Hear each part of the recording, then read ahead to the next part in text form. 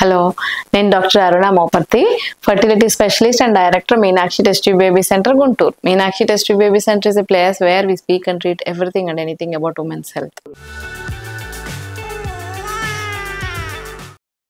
ఈ రోజు ఈ వీడియో ద్వారా మీకు గర్భసంచి లోపల ఉండే పొర ఎండోమెట్రియం అంటాము కదా, ఎండోమెట్రియం గురించి చెప్పాలనుకుంటున్నాను. ప్రెగ్నెన్సీ న్యాచురల్ గా వచ్చినా, ఐయుఐ ద్వారా వచ్చినా, ఐవీఎఫ్ ద్వారా వచ్చినా, ఏ పద్ధతిలో వచ్చినా కూడా గర్భసంచి లోపల ఉండే ఎండోమెట్రియల్ పొర కరెక్ట్ గా ఉంటేనే బేబీకి అది బెడ్ లాగా ఉండి బేబీ అక్కడ చక్కగా అతుక్కుంటుంది, ప్రెగ్నెన్సీ నిలబడుతుంది. సో అసలు ఈ లోపల పొర ఏంటి, ఎట్లా తయారవుతుంది, ఎప్పుడు ఎలా ఉంటుంది అనే దాని గురించి మీకు చెప్తాను. సో ఎండోమెట్రియల్ పొర అంటే గర్భసంచి లోపల ఉండే లోపల ఉండే లేయర్ ని ఎండోమెట్రియం అంటాం అన్నమాట. ఇది ఎలా కంపేర్ చేసుకోవచ్చు అంటే, మట్టి నేలలాగా ఇప్పుడు మన భూమిలో ఒక చిన్న ఇత్తనం వేసి దానికి నీళ్లు పోస్తే చక్కగా అది మొలకెత్తి మొక్క అవుతుంది. అలాగే గర్భసంచి లోపలికి అండాశయంలో ఉంచే విడుదలైన అండము, భార్యాభర్తల కణాలు రెండు ట్యూబ్ లో కలిసి అక్కడ ఫర్టిలైజేషన్ జరిగి ఎంబ్రియో తయారయ్యి, ఆ తయారైన ఎంబ్రియో 5వ రోజు 6వ రోజుకి వచ్చి గర్భసంచి లోపల అతుక్కుంటుంది అనమాట. భూమిలో ఇత్తనం వేసినట్టు ఆ పిండం వచ్చి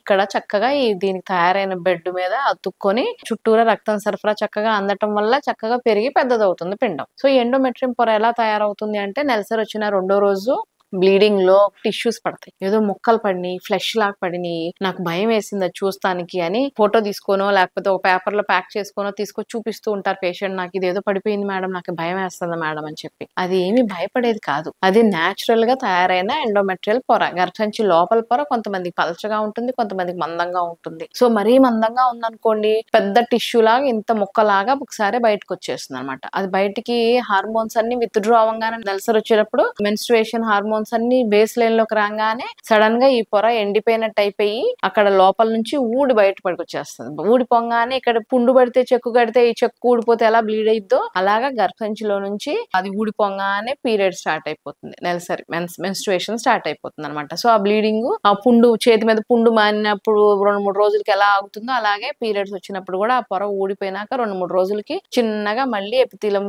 స్టార్ట్ అయ్యి గ్రో అయ్యి టిష్యూస్ అన్ని, అప్పుడు ఆ బ్లీడింగ్ అయిపోయి మళ్ళీ చిన్నగా ఎండోమెట్రియం తయారవడం మొదలవుతుంది అనమాట నెక్స్ట్ సైకిల్ కి. సో 2వ రోజు 3వ రోజు ఊడిపోయిన పొర మళ్ళీ 5వ రోజు 6వ రోజు నుంచి స్లోగా ఈస్ట్రోజన్ హార్మోన్ రిలీజ్ అవ్వడం వల్ల ఆ పొర పెరుగుతూ ఉంటుంది అనమాట. ఆ పొర అలా పెరుగుతూ అండాశయం పెరిగి అండంలో నుంచి వచ్చే ఈస్ట్రోజన్ వల్ల ఈ పొర తయారవుతుంది. ఆ అండం ఎంత బాగా పెరిగితే ఈ పొర అంత బాగా పెరిగి ఓవులేషన్ ఎగ్ పెరిగి బయటికి విడుదలయ్యే టైంకి ఈ బెడ్ లాగా తయారైపోతుంది అనమాట ఈ ఎండోమెట్రియం పొర. సో అది ఆ పొర మామూలుగా ఓవులేషన్ టైం అప్పటికి ఒక 8 to 13 mm దాకా ఉండాలి.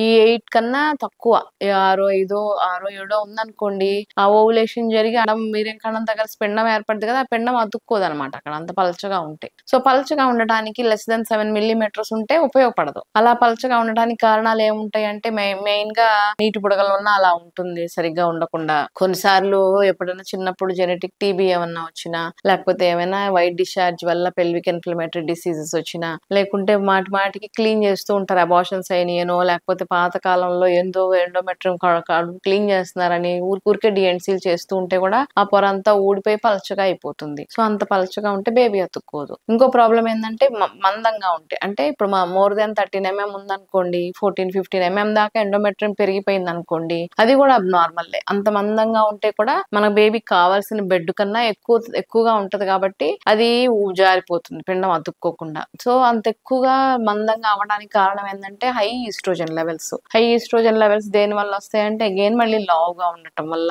బీపీలో, షుగర్ లో, థైరాయిడ్ ప్రాబ్లమ్స్ ఏమైనా ఉండటం వల్ల, లోపల ఏమైనా గర్భసంచి లోపల చిన్న పొరలు గానీ, పాలిప్ గానీ, సెప్టమ్ గానీ ఇలాంటివి ఏమైనా ఉండటం వల్ల కూడా అది అబ్నార్మల్ గా తిక్కుగా అయిపోయి అక్కడ ఎంబ్రియో అతుక్కోకుండా ఉంటుంది అనమాట. సో ఆ ఎండోమెట్రియల్ పొర 7 mm కన్నా తక్కువ ఉన్నా, 13-14 mm కన్నా ఎక్కువ ఉన్నా లోపల పిండం అతుక్కోదు. ఇంకొకటి ఇంపార్టెంట్ పారామీటర్ ఏంటంటే ఎండోమెట్రియం గురించి, రక్తం సరఫరా. ఈ రక్తం సరఫరా అన్ని వైపుల నుంచి, నేను ఇందాక చెప్పాను కదా, భూమిలో ఒక విత్తనం వేసి వాటర్ వేస్తేనే అది మొలకెత్తుతుంది. అలాగే ఈ ఎంబ్రియో వచ్చి లోపల అతుక్కున్నప్పుడు చుట్టూరా అన్ని వైపుల నుంచి రక్తం సరఫరా బాగా అందితేనే ఈ బేబీ అక్కడ అతుక్కొని పెద్దదవుతుంది అనమాట. సో రక్తం సరఫరా అనేది ట్రిపుల్ లైన్ ఎండోమెట్రియం లో ఒక 4 grades గా ఇస్తాం అనమాట స్కాన్ లో చూసుకున్నప్పుడు. ఈ స్కాన్ లో ఈ 4 grades లో కనీసం 2nd జోన్ లో కానీ 3rd జోన్ లో కానీ రక్తం సరఫరా అందుతుంది అంటే మనకు వచ్చిన ఎంబ్రియో అక్కడ అతుక్కుంటుంది. న్యాచురల్ గా వచ్చిన ఎంబ్రియో అయినా, ఐయుఐ ద్వారా వచ్చిందైనా, ఐవీఎఫ్ ద్వారా వచ్చిందైనా ఈ గర్భసంచి లోపల పొర 8 to 13 mm ఉండాలి. ఈ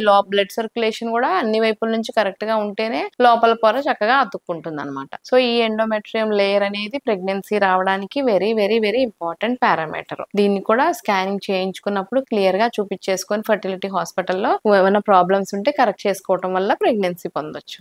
ఈ ఇన్ఫర్మేషన్ మీకు నచ్చినట్టయితే like, share and subscribe the video.